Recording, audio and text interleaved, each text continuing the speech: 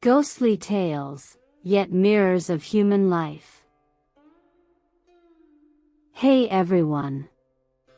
Welcome to Encountering Chinese, Ghostly Tales from Zhai. Today, I'm going to tell you 3 short stories.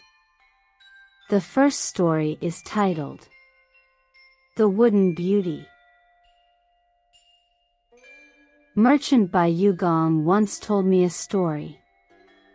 He said that at the mouth of the Luo River, he had seen a man carrying a bamboo box and leading 2 large dogs. The man stopped and took out a wooden carving of a beautiful woman, over a foot tall, from the bamboo box. The wooden beauty's hands could move, her eyes could turn, and she was dressed in brightly colored clothes with heavy makeup, looking almost lifelike.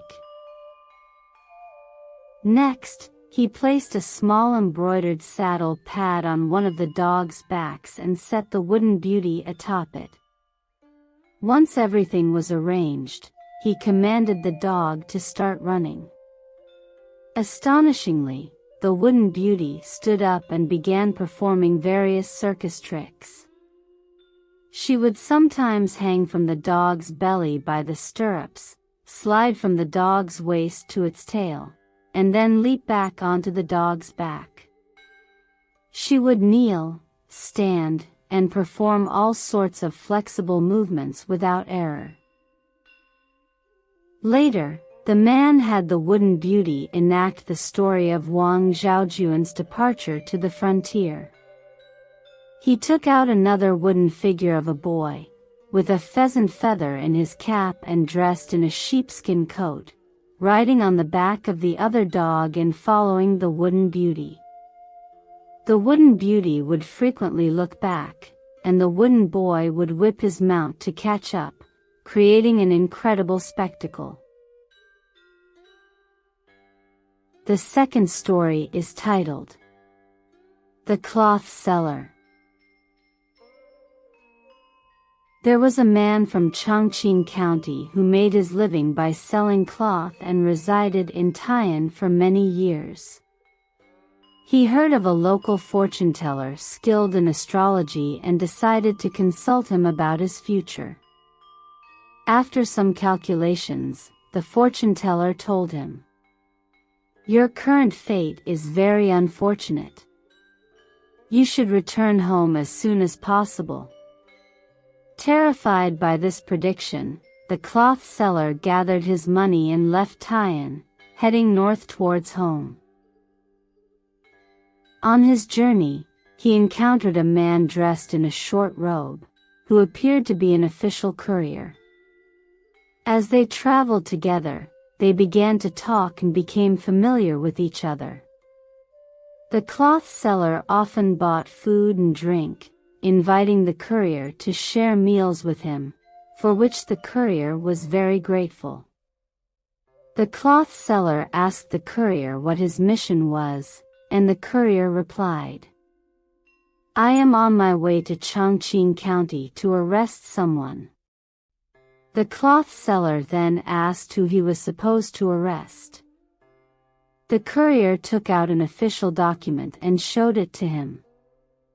To the cloth seller's shock, the first name on the list was his own. In panic, he asked, "Why are you going to arrest me?" The courier responded, "I am not a living person but a ghost officer from the underworld, sent to capture the souls of the dead. This means your time has come." The cloth seller, in tears, begged the ghost officer for help. The ghost officer said, "There's nothing I can do. However, there are many names on this document, and it will take some time to capture them all. Hurry home and arrange your affairs. I will come for you last as a favor for our friendship." Soon after, they arrived at a river, only to find that the bridge was broken, forcing travelers to wade through the water with difficulty. The ghost officer said, "You are going to die soon. After your death, you won't be able to take any money with you. Use your money to build a bridge here for the travelers. Though it will cost you a lot, it may still bring you some benefit." The cloth seller agreed deeply with this advice. The cloth seller returned home and told his wife to prepare a coffin and burial clothes for him. He also hired craftsmen to build a new bridge within a set time frame. Days passed, but the ghost officer did not come, and the cloth seller began to have doubts.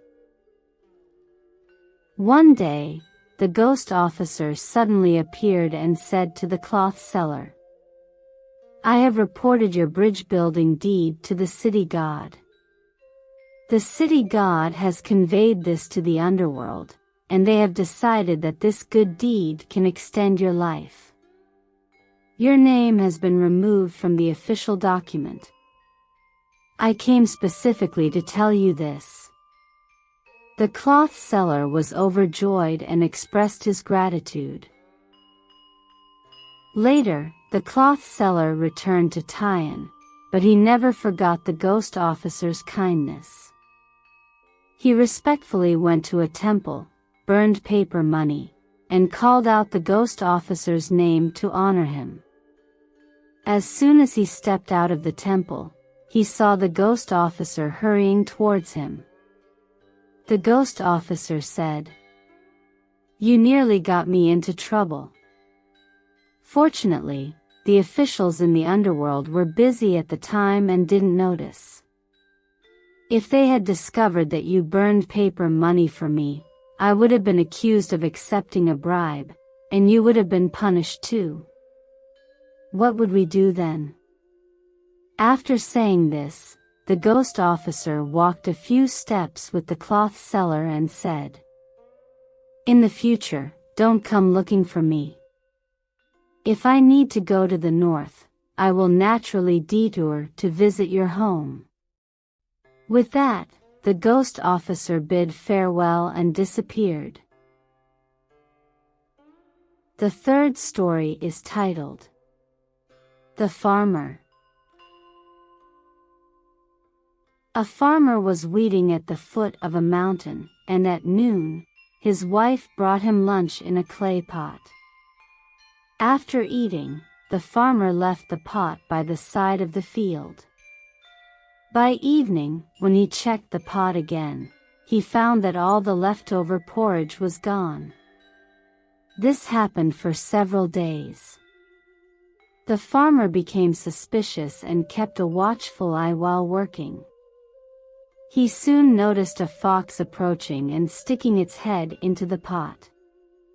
Quietly, the farmer crept up with his hoe and struck forcefully. The startled fox fled quickly, but the pot got stuck on its head, making it difficult to escape. The fox stumbled, broke the pot, and managed to free its head. Upon seeing the farmer, it ran even faster, fleeing over the mountain. A few years later, the daughter of a wealthy family in the south of the mountain was troubled by a fox spirit, and none of the exorcism attempts, including talismans, were effective. The fox even taunted the girl, saying, "Those paper charms are useless against me." The girl tried to coax the fox, saying, "Your magic is so powerful, I am willing to be with you forever. But is there anything you fear in your life?" The fox replied, "I fear nothing. However, 10 years ago, when I was at the northern mountain, I was nearly killed by a farmer wearing a wide-brimmed hat and wielding a crooked-handled weapon. The memory of that incident still frightens me." The girl relayed this information to her father, who wanted to find that farmer to deal with the fox. However, He had no idea of the farmer's name or address and had no way to inquire about him. One day, a servant from the wealthy family happened to come to the mountain village on an errand and mentioned the situation. Someone nearby was surprised and said, "This sounds exactly like my experience. Could it be that the fox I chased before is now causing trouble in someone else's home?" The servant was astonished and reported this to his master. The master was delighted and immediately ordered the servant to bring the farmer back on horseback, respectfully explaining the request. The farmer laughed and said, "Indeed, I did encounter a fox before, but that doesn't necessarily mean the one in your house is the same fox. Moreover, this fox can speak human words and perform illusions, even resisting talismans. How could it still fear an ordinary farmer?" Nevertheless, the wealthy family insisted on the farmer's help to drive away the fox and asked him to dress as he did in the past. The farmer entered the house, leaning on his hoe, and shouted, "I have been looking for you every day and couldn't find you, and now I see you've been hiding here. Today, I've caught you again, and I will not forgive you this time." Upon hearing this, the fox in the house began to wail. The farmer pretended to be even angrier, and the fox immediately appeared, begging for mercy. The farmer scolded the fox, saying, "You better leave now. I will spare you this time, but don't let it happen again." The homeowner and his daughter, watching from outside the room, saw the fox fleeing in panic, and from that day on, the family was indeed free from the fox's disturbances. Alright. That's all for today's ghostly tales. The Wooden Beauty, the Cloth Seller, and the Farmer. If you enjoyed them, please give us a thumbs up and subscribe. Please also encourage everyone to comment and share more.